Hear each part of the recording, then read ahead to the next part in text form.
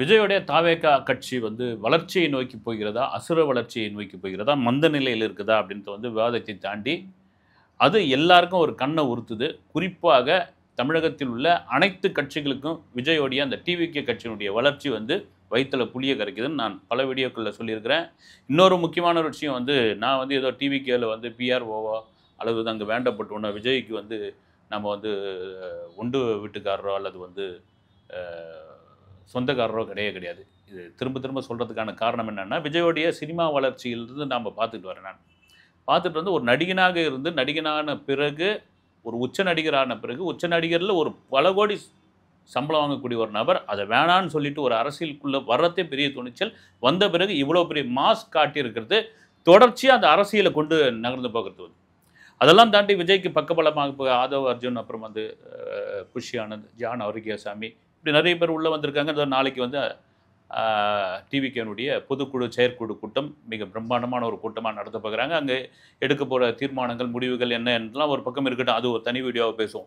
இப்ப என்னன்னா, இதுதான் விஜயோடைய இந்த வளர்ச்சி என்ன பொறுத்தவரைக்கும் ஒரு அசுர வளர்ச்சின்னு கூட சொல்லலாம். அது எப்படி கண்டிப்பா அதுக்கு ஒரு செக் வைப்பாங்க இல்லைங்களா? செக் வைப்பாங்க. அல்லது அதுக்கு ஒரு தொந்தரவு பண்ணுவாங்க. ஏதாவது ஒண்ணு செஞ்சு தானே ஆகணும். எனக்கு தெரிஞ்சு இப்போ ஒரு கடந்த ஒரு 4, 5 நாளா நடந்த நிகழ்வுகளை பார்க்கும் பொழுது, விஜய்க்கு ஒரு தொந்தரவா, ஒரு செக் வைக்கக்கூடிய அளவிற்கு இந்த அரசியல் களத்தில் மறைமுகமாகவோ, நேரடியாகவோ கமல், ரஜினியை உள்ளே இறக்கியிருக்கிறார்களோ, யார் இறக்குனாங்க, இறக்கலலாம் தாண்டி விடுங்க அது.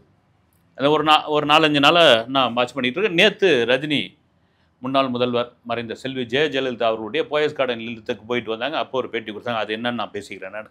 அப்புறமா மக்கள் நீதி மையத்தினுடைய தலைவரும், நடிகருமான கமலஹாசன் தன்னுடைய மக்கள் நீதி மையத்தினுடைய 8வது ஆண்டு விழாவை வந்து கட்சி எல்டாம்ஸ் ரோட்ல நடத்தும்போது, அங்க ஒரு பேச்சு ஒண்ணு பேசியிருந்தாரு அவரு. என்ன சொல்லியிருந்தாருன்னா, "நான் 20 வருஷத்துக்கு முன்னாடி அரசியலுக்கு வந்திருந்தேன்னா, இன்னைக்கு நான் இருக்கிற இடமே வேற" அப்படின்னு சொல்லி. "வர வேண்டியது தானே?" அப்படின்னு கேள்வி வந்தது. வந்திருந்தேன்னா வராம போயிட்டு நான் ஓகே. இத யார வச்சு சொல்றாரு அப்படின் பொழுது, விஜயை குறிப்பிட்டு, விஜயை டார்கெட் பண்ணி தான் சொல்றாரு. அதோட மட்டும் நிக்காம, ரசிகர்கள் எல்லாம் வாக்காளர்களாக ஓட்டு போடுறவங்களா மாற முடியாதுங்க. வாக்காளர்னா ரசிகர்லாம் ஓட்டு போட மாட்டாங்க வந்து. அவன் வருவான், விசில் அடிப்பான், பார்ப்பான், கூட கும்பல் கூடுவான். ஒண்ணும் இதெல்லாம் ஆகாதுன்னு ஒட்டுமொத்தமா அவர் டிவிகே மீது காண்டாயிட்டாரோ அப்படின்ற ஒரு எண்ணம் எனக்கு மட்டும் இல்ல, என்னுடன் பேசின சில நண்பர்களுக்கும் இருந்தது வந்து. சில பத்திரிகையாளர்களோட கூட பேசினேன். ஏங்க இது அவ்வளோ நேரடியாவே அடிக்கிறாருங்க அப்படின்னு. எனக்கு என்னன்னா, விஜய் வந்து பல இடங்களில், சினிமா மேடைகளில் விஜய்க்கு ஏற்பட்ட பிரச்சனைகளில் என் தம்பி அப்படின்னு குரல் கொடுத்தவர் வந்து கமலஹாசன். அவர்தான் மகன். ஏன்னா மாநாட்டுக்கு முன்ன வரைக்கும் பார்த்தீங்கன்னா, சீமா என் தம்பி, என் தம்பி, என் தம்பி வரட்டும் என்ன 2 திராவிட கட்சி தான் ஆண்டுகிட்டு இருக்கோமா, என் தம்பி வரட்டும், தம்பி வரட்டும். மாநாடுக்கு அப்புறம் அவரு அப்படியே பார்த்தோன்னே வேற மாரி ஆயிட்டார். அது சரி அந்த களத்துக்குள்ள போகணும். இதே தான் கமலஹாசன். ஒரு பிரச்சனை அவருக்கு விஜய்க்கு வந்தபோது தலைவா பிரச்சனை. அதுக்கு அடுத்து ஒரு ஆடியோ ஃபங்ஷன். அப்ப கமலஹாசன் டேரிங்காவே விஜய் வச்சுன்னு சொல்றாரு, "என் தம்பி விஜய்க்கு வந்து அமைதியா இருக்கிறாரு. அவரு எதுவும் பேச மாட்டேன்றாரு. அவர் குறைவான வார்த்தை பேசுறாரு. அப்படின்லாம் நீங்க தப்பா எடை போட்டுறாதீங்க. என் தம்பி எல்லாத்தையும் கத்துக்கின்னு வந்து களத்துல இறங்கக்கூடியவன். இறங்குனா வேற விதமா மாறும்னு" சொன்ன ஒரு நபர் தான் வந்து ரைட் ஓகே. இப்ப மக்கள் நீதி மையம் வந்து அந்த கட்சிய ஏன் ஆரம்பிச்சாரு? அதுக்கு ஒரு சின்ன ஒரு கதையா வந்து சொல்லணும் அப்படின்னா, 2017இல் அரசியலுக்குள் வரப்போகிறேன் அப்படின்னு ரஜினி ஒரு அறிவிப்பை அறிவித்தும், அறிவிக்காமலும் இருந்தபொழுது, கமலுக்கு ரைட் ஓகே. ரஜினிக்கு முன்ன நாம முந்திக்கணும் அப்படின்னு கடகடன்னு ஒரு கட்சி ஆரம்பிச்சாரு. அப்புறம் அந்த நாடாளுமன்ற தேர்தலில் நின்னாரு. அது அது கமலஹாசனுக்குரிய குணம் அது. நீங்க என்னதான் வந்து எம்ஜிஆர், சிவாஜி, ரஜினி, கமல், விஜய், அஜித் இப்படின்னு வந்து போட்டியாளர்களாக இவர்கள் இருந்தாலும், நண்பர்கள் அப்படின்னு சொன்னா கூட, உள்ளுக்குள்ள ஒரு போட்டியாளர்கள் தான் இருக்கிறார்கள், இருந்து கொண்டிருக்கிறார்கள். அதுல மாற்று கருத்து கிடையவே கிடையாது. ஒரு நல்ல ஞாபகம் இருக்குது. கும்கி படத்தினுடைய படவிழா. அதாவது வந்து கும்கி சிவாஜி கணேசனுடைய பேரன் விக்ரம் பிரபு வந்து அறிமுகப்படுத்துறாங்க. அப்போ சத்யா தியேட்டர்ல அந்த ஃபங்ஷன் நடக்குது. ரஜினிக்கு முன்னாடியே கமல் வந்துட்டாரு. வந்து அவருடைய கார்ல வந்து உட்கார்ந்துட்டு இருக்காரு. அவருடைய ஆடி கார்ல உட்கார்ந்துட்டு இருக்காரு. இறங்கி வரல. மீடியாவுக்கும் தெரியல அந்த கார் வந்தது வந்து. ஆனா நமக்கு தெரிஞ்ச நண்பர் ஒருத்தர் சொல்லிட்டாரு வந்துட்டாருங்கன்னு. ஆனா அவர் என்ன பண்றாரு, அங்கருந்து இன்ஸ்ட்ரக்ஷன் குடுத்துக்கிட்டே இருக்காரு. அந்த சமயத்துல வந்து கமலுக்கு பிஆர்ஓவா இருந்தவரு நிக்கில்னு நெனைக்கிறேன். குடுத்துக்கிட்டே இருக்காரு அவர் வந்து. ரஜினி வந்துட்டாரா? ரஜினி எப்போ வருவாரு? ரஜினி கிளம்பிட்டாரா? என்ன என்ன பண்ணிட்டு இருக்காரு? அப்படின்னு. என்ன காரணம்னா, ரஜினி வந்த பிறகு தான் இவ வரணும். அதில கூட பாருங்க ஒரு ஃபங்ஷன்ல கூட வந்து. அது ரைட்டு. அது அது ஒவ்வொருடைய மனது ஒவ்வொருத்தருடைய குணம் கூட சொல்லிக்கலாம் அது.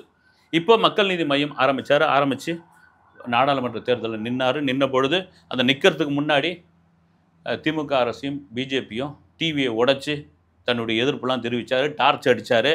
அப்புறம் ஒட்டுமொத்தமா 3% வாக்கு வாங்குனாரு. அப்புறம் அவரே சொன்னாரு, "என்ன வந்து தோத்து போன அரசியல்வாதின்னு சொல்றாங்க" அப்படின்னு. அவரே கூட ஒத்துக்கிறாரு வந்து. என்ன தோத்து போன அரசியல்வாதின்னு சொல்றாங்க. ரைட் ஓகே அப்படின்னு. சரி ஓகே. அந்த சமயத்தில கமலஹாசன் மீது வைக்கப்பட்ட விமர்சனம் என்னன்னா, "ஏங்க கட்சி ஆரம்பிச்சீங்க, முழு நேர அரசியல்வாதியா நீங்க? கட்சி ஆரம்பிச்சுட்டீங்க, அப்புறம் படத்தில நடிக்க வரீங்க. பிக் பாஸ்ல போய் கலந்துக்கிறீங்க." அப்படின்னா, "ஆமா நான் நடிப்பேன். இந்த நடிப்புல வர காசுல தான் நான் கட்சிய வந்து வளர்க்க முடியும். கட்சிக்கு செலவு பண்ண முடியும். பிக் பாஸ்க்கு ஏன் போறேன்னா, ஒவ்வொரு வீட்டு தொலைக்காட்சிக்குள்ளேயும் நான் போறேன். நான் ஈஸியா ரீச் ஆயிடுவேன். என் கட்சி இப்படி வளர்ந்துரும்." அப்படின்னு சொன்ன ஒரு நபர், கடந்த சில நாட்களுக்கு முன்னாடி துணை முதல்வர் உதயநிதி ஸ்டாலின், அப்புறமா அந்த அமைச்சர் சேகர் பாபு இவர்கள்லாம் சந்திச்சாரு. ராஜ்யசபா சீட்டுக்காக அவருக்கு வந்து கொடுக்கப்படுகிறது, கொடுக்க மறுக்கப்படுகிறது. இல்ல குடுத்தத வந்து அவங்க திரும்பி வாங்கிட்டாங்க. இப்படின்னு அன்அஃபிஷியலான தகவல்லாம் இருந்தது. ஏறக்குறைய அவர் வந்து திமுகனுடைய ஒரு மறைமுக கொள்கை பரப்பு செயலாளர் மாரி ஆயிட்டாரு அப்படின்னு ஒரு விமர்சனம். இப்போ வந்து அவர் 20 வருஷத்துக்கு முன்னாடி நான் அரசியலுக்கு வந்திருந்தேன்னா வேற லெவல் அப்படின்னு சொல்றதுக்கான காரணம் என்ன? ரசிகர்கள் எல்லாம் ஓட்டு போட மாட்டாங்க. அப்போ நீங்க வாங்குன அந்த 3% ஓட்டு வந்து பொதுமக்களா போட்டது? ரசிகர்கள் தானே போட்டாங்க. அப்போ நீங்க ஒட்டு மொத்தமா விஜய் தான் இங்க டார்கெட் பண்றீங்க. விஜய் தான் முன்னோக்கி விஜய்க்கு அது பெரிய வளர்ச்சி தான். அசுர வளர்ச்சி தான் ஒரு பக்கம். இன்னொரு பக்கம் எனக்கு ஒரு சந்தேகம். நேத்து நடந்த ஒரு சம்பவம் என்னன்னா, போயஸ் கார்டன்னாலே வந்து சூப்பர் ஸ்டார் ரஜினிகாந்த், மறைந்த செல்வி ஜெயலலிதா. இவங்க 2 பேருக்கும் போயஸ் கார்டனுடைய மிகப்பெரிய அடையாளம். அத மாற்று கருத்து கிடையவே கிடையாது. அப்ப என்ன பண்றாரு, நேத்து போயஸ் கார்டன்ல செல்வி ஜெயலலிதா அவர்களுடைய பிறந்த நாளுக்கு போயிட்டு ஒரு பைட் குடுக்குறாரு. தீபாவும் அவங்க வீட்டுக்காரரும் வந்து என்ன கூப்பிட்டாங்க.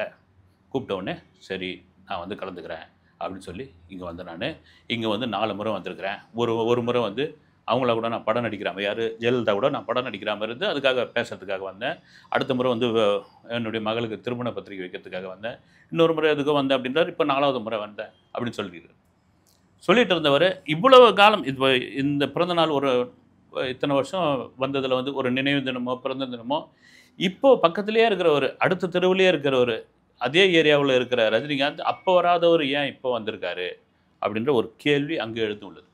இப்ப அதிமுகவில் ஒரு பெரிய சலசலப்பு உள்ள இருக்குது. அது 2 பிரிவா இருக்குது.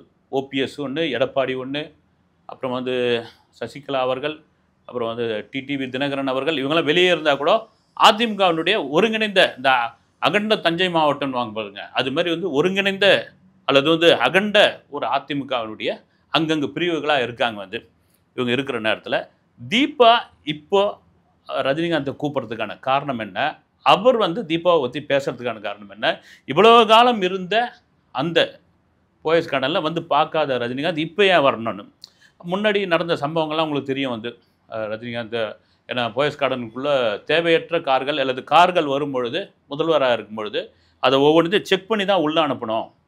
அப்படின்னும்போது கோவமாயி கார அங்கேயே விட்டுட்டு, எதிர்க்க இருக்கிற ஸ்டெல்லா மேரிஸ் காலேஜ் எதிர்க்க இருக்கிற ஒரு டீ கடையாண்ட போய் டீ சாப்பிட்டு ஒரு தம்ம பத்த வச்ச உடனே, ரோட்ல இருக்கிற கூட்டம் மொத்தம் ரஜினிகாந்த பார்க்க வந்த உடனே அந்த இடமே ஜேன்னு ஆயி, அப்புறம் காவல்துறை அதிகாரிகள்லாம் ஏறி கார்ல உட்கார வச்சு, "தயவுசெய்து போங்க சார்ன்னு" சொல்லி நெறைய வந்து கிளாஷ்லாம் ஏற்பட்டது 2 பேருக்கும். அது காலத்தால் மறக்க முடியாத ஒரு சம்பவம்னு கூட சொல்லலாம். சரி, இப்போ தீபாவிற்கு ரஜினிகாந்த் ஆதரவு குடுக்குறாரா? ஏன்னா ஜெயலலிதா அவர்கள் மறைஞ்ச பிறகு தீபா ஒரு கட்சி ஒண்ணு ஆரம்பிச்சாங்க. திடுதிப்புன்னு. "நான் தான் வாரிசு, நான் தான் ஜெயலலிதாவுடைய வாரிசு" அப்படின்னு சொல்லி ஒரு கட்சி ஆரம்பிச்சாங்க. அந்த கட்சிக்கு யார் பொதுச் செயலாளர்ன்னு அவங்க வீட்டுக்காரரும், டிரைவரும் போட்டி போட்டாங்க. அதில முந்திக்கணும். அப்புறம் டிரைவர் தான் பொதுச் செயலாளரா இருந்தாரு. சரி அந்த கதைக்குள்ள போக வேணாம். இப்ப என்னன்னா, விஜய் கட்சி அதிமுகவுடன் கூட்டணி வைக்குமா? வைக்கும். விஜய் கட்சி அதிமுகவுடன் கூட்டணி வைத்தால் பெருவாரியான இடங்களை 2026ல் வெல்வார்கள் அப்படின்ற ஒரு விஷயம் கணிப்பு, அரசியல் ஆள்வர்கள், மூத்த பத்திரிகையாளர்கள் இதெல்லாம் சொல்லிக்கிட்டே இருக்காங்க திரும்ப திரும்ப. அப்போ அதிமுகக்குள்ள இன்னும் சில பிரிவுகளை, சலசலப்புகளை, அணிகளை உருவாக்க வேண்டும். அப்படி உருவாக்குறவங்க யாரு? அதற்கு பகடைக்காயாக ரஜினிகாந்தை பயன்படுத்துகிறார்களா? இது அவருக்கு தெரியுமா? தெரியாதா? இப்படின்ற மாரி ஒரு சந்தேகம் பொதுவானவர்களுக்கே ஏற்பட்டிருக்கு. இது நமக்கு பொதுவான விஷயம் தான். இதெல்லாம் தாண்டி ஒரு கட்சி ஆரம்பிச்சு 1 வருஷம் தான் ஆகுது. 2வது வருஷத்துக்கான ஒரு விழாவை நாளை கொண்டாட போகிறாங்க. ஒரு பொதுக்குழு, செயற்குழு அதெல்லாம் தாண்டி ஒரு பரந்தூர் விமான நிலைய விரிவாக்கத்திற்கு எதிர்ப்பு தெரிவித்து வந்தபொழுது ஒட்டுமொத்த மீடியாக்களும் விஜய் மீது நேஷ்னல் லெவல் மீடியாக்கள் அவர் மீது வந்து அந்த ஃப்ளாஷ் லைட்டை அடித்தது. ஒரு விக்கிரவாண்டி மாநாட்டை மறக்க முடியாது. என்னப்பா ஒரு நடிகன் தானே அசால்ட்டாக விட்டுருவோன்னு பார்த்தா இது அசால்ட்டு கிடையாது. இவர் அசால்ட்டு ஆரம்பம் கிடையாது. 2026 ஒரு டஃப் கொடுப்பாங்க. விஜய் கொடுப்பாரு. அப்போ இப்போவே வந்து ஒரு மாதிரி பலவீனப்படுத்த ஆரம்பிக்கலாம் அப்படின்ற ஒரு விஷயம் நடக்குது. இது நடக்க தான் செய்யும். காலாகாலமாக அரசியலில் இதெல்லாம் நடக்க தான் செய்யும். இதையெல்லாம் உடைத்தெறிந்து வர்றது தான் விஜயோட வேலை. சரி, நாளைக்கு பொதுக்குழு முக்கியமான ஒரு விஷயம் ரைட். இதை அதில் என்ன மாதிரியான விஷயங்கள் கண்டிப்பாக பிரசாந்த் கிஷோர் வராருங்க. அதோ அர்ஜுன் கண்டிப்பாக இருப்பார். அப்புறம் ஜானு ரேகசாமி எல்லோரும் இருக்காங்க. இதில் முக்கியமான ஒரு விஷயம் பிரசாந்த் கிஷோர் ஆரம்பத்திலேருந்தே சொல்லிக்கிட்டு வர ஒரு விஷயம் என்னென்னா, எப்போ அவங்க ஐடி விங் இருக்குல்ல அதை கொஞ்சம் ஸ்ட்ராங் பண்ணுங்கள். ஐடி விங் ரொம்ப முக்கியம். இன்றைக்கி இந்த உலகத்தையே சோஷியல் மீடியா தான் ஆண்டு கொண்டிருக்கிறது. அப்படியாப்பட்ட ட்ரம்ப் ஜனாதிபதி ட்ரம்ப் எலெக்ஷனில் நிற்கும் போது மெயின் ஸ்ட்ரீம் மீடியா சேனல்லாம் எனக்கு வேணாம், நீ ஓரம் கட்டுன்னு சேனல் பூரா வந்து ட்ரம்ப்பை வந்து திட்டினாங்க. ஆனால் ஒட்டு மொத்தமாக வந்து அந்த சோஷியல் மீடியா அப்படியே விலைக்கு வாங்கினார். அப்படியே மொத்தமாக வாங்கினார். அவர் ட்ரம்ப்போட வெற்றிக்கு சோஷியல் மீடியா மிகப்பெரிய காரணம். அதை தான் பிகே ஒரு ஐடியாவாக சொல்கிறாரு. சரி, நாளைக்கு என்ன முக்கியமான ஒரு விஷயம் அப்படின்னா, இப்போ இந்த ஐடி விங் இருக்கு இல்லையா, இங்கே தலைமை இந்த சென்னையிலேருந்து இயங்குது. அதை வந்து மாவட்டம் தோறும் அந்த ஐடி விங்கை கொண்டு வரணும்னு முடிவு பண்ணுறாங்க. அதை கொண்டு வரது மட்டும் இல்லாமல் படித்த இளைஞர்களுக்கு, கட்சியில் உள்ளவர்களுக்கு இல்லாதவர்களுக்கு வேலை வாய்ப்பு கொடுக்கணும் விஜயோட ஒரு பெரிய ஆசை. ஒவ்வொரு மாவட்டமாக திருவண்ணாமலை மாவட்டம், வேலூர் மாவட்டம், விழுப்புரம் மாவட்டம், இப்படி ஒவ்வொரு மாவட்டமாக டிவிக்கவுடைய ஐடி விங் இயங்க போகிறது. ஒரு ஐடி அதாவது சோஷியல் மீடியாவில் நல்ல ஆக்டிவாக இருக்கிறவங்க, ஒரு ஃபோட்டோஷாப் தெரிஞ்சவங்க, அது சம்மந்தமாக எவ்வளோ இளைஞர்கள் இருக்கிறாங்களோ அவங்கெல்லாம் வேலைக்கு எடுங்க, இன்டர்வியூ பண்ணுங்கள், அவங்களுக்கு வேலை வாய்ப்பு கொடுங்க. இப்படின்னு ஒரு வேலை வாய்ப்பிலிருந்து இந்த விஷயத்தை தொடங்க போகிறார்கள். ஒரு விஷயம் வரவேற்கக்கூடிய ஒரு விஷயம் இது. இதெல்லாம் மீறி பொதுக்குழுவில் என்ன பேசப் போகிறார்கள் என்பது இப்போ நம்ம யூகத்தின் அடிப்பதில் ஒன்றுமே சொல்ல முடியாது. நாளைக்கு தான் தெரிய வரும். ஆனால் ஒரு 2 மாபெரும் நடிகர்கள் விஜய்க்கு எதிராக மாறியுள்ளார்கள் அப்படின் பொழுது விஜயோட வளர்ச்சி, விஜயோட கட்சியினுடைய வளர்ச்சி எவ்வளோ பெரிய விஷயமா இருக்குதுன்னு நமக்கு தெரியுது. 2026 எலெக்ஷனை விஜய் எப்படி எதிர்கொள்ளப் போகிறார் என்பதை நாளைய பொதுக்குழு கூட அது முடிவு செய்யும். காத்திருப்பும். அடுத்த வீடியோவில் சந்திக்கிறேன். நன்றி.